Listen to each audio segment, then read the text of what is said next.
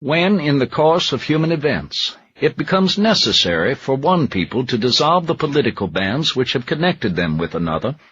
and to assume among the powers of the earth the separate and equal station to which the laws of nature and of nature's God entitle them, a decent respect to the opinions of mankind requires that they should declare the causes which impel them to the separation. We hold these truths to be self-evident, that all men are created equal, that they are endowed by their Creator with certain unalienable rights, that among these are life, liberty, and the pursuit of happiness, that to secure these rights governments are instituted among men, deriving their just powers from the consent of the governed, that whenever any form of government becomes destructive of these ends, it is the right of the people to alter or to abolish it, and to institute new government, laying its foundation on such principles and organizing its powers in such form as to them shall seem most likely to affect their safety and happiness. Prudence indeed will dictate that governments being long established should not be changed for light and transient causes, and accordingly all experience hath shown that mankind are more disposed to suffer while evils are sufferable than to right themselves by abolishing the forms to which they are accustomed. But when a long train of abuses and usurpations, pursuing invariably the same object, evinces a design to reduce them under absolute despotism, it is their right, it is their duty, to throw off such government, and to provide new gods for their future security. Such has been the patient sufferance of these colonies, and such is now the necessity which constrains them to alter their former systems of government. The history of the present King of Great Britain is a history of repeated injuries and usurpations, all having in direct object the establishment of an absolute tyranny over these states. To prove this, let facts be submitted to a candid world. He has refuted his assent to laws, the most wholesome and necessary for the public good. He has forbidden his governors to pass laws of immediate and pressing importance, unless suspended in their operation till his assent should be obtained, and when so suspended, he has utterly neglected to attend to them. He has refused to pass other laws for the accommodation of large districts of people, unless those people would relinquish the right of representation in the legislature, a right inestimable to them and formidable to tyrants only.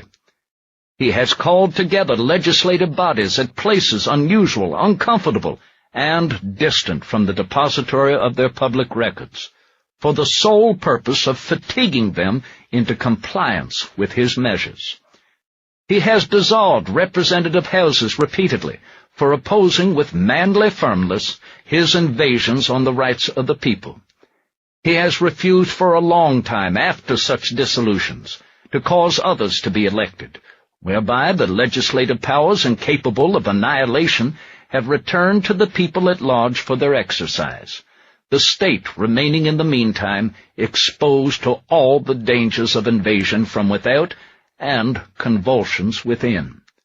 He has endeavored to prevent the population of these states, for that purpose obstructing the laws for naturalization of foreigners, refusing to pass others to encourage their migrations hither, and raising the conditions of new appropriations of lands.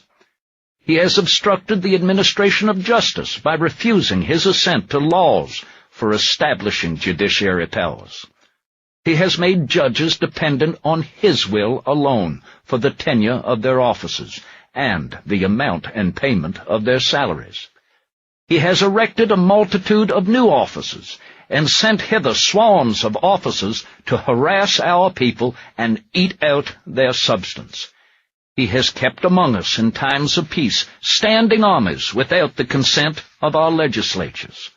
He has affected to render the military independent of and superior to the civil power.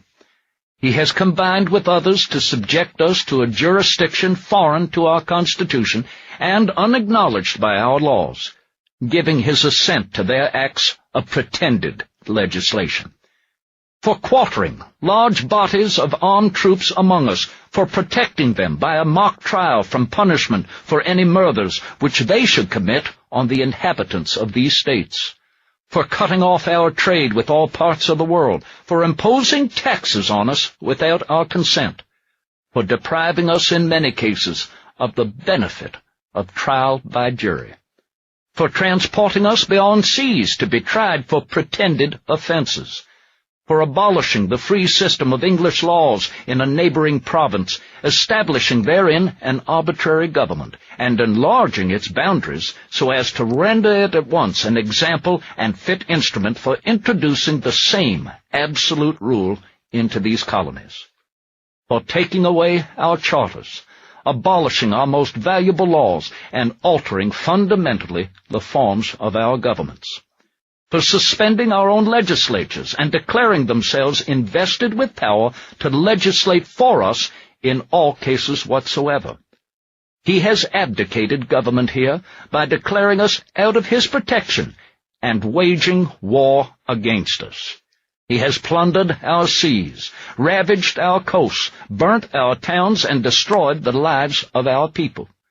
He is at this time transporting large armies of foreign mercenaries to complete the works of death, desolation, and tyranny, already begun with circumstances of cruelty and perfidy scarcely paralleled in the most barbarous ages, and totally unworthy the head of a civilized nation.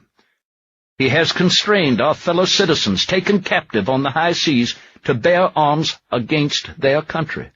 to become the executioners of their friends and brethren, or to fall themselves by their hands.